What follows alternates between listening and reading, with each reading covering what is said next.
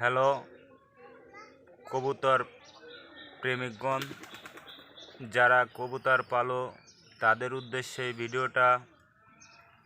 বর্তমান এখন গরম পড়তেছে, যার জন্য কবুতরের গোসল করার প্রয়োজন আছে।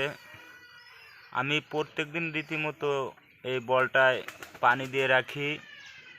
কবুতর যার যখন মন চায় সে তখন গোসল করে। গতরের যে আবরা এবং ময়লা গোসল করলে কিন্তু পরিষ্কার হয়ে যায়।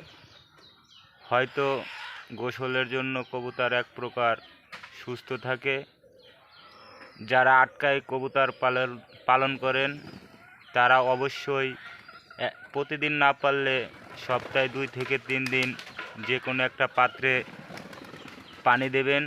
কবুতরগুলো সেখান থেকে গোসল করলে গতরের যত ময়লা আবর্জনা আছে এটা কেটে যাবে এবং কবুতরের শরীর ঠান্ডা থাকবে, প্লাস আপনার কবুতর সুস্থ থাকবে।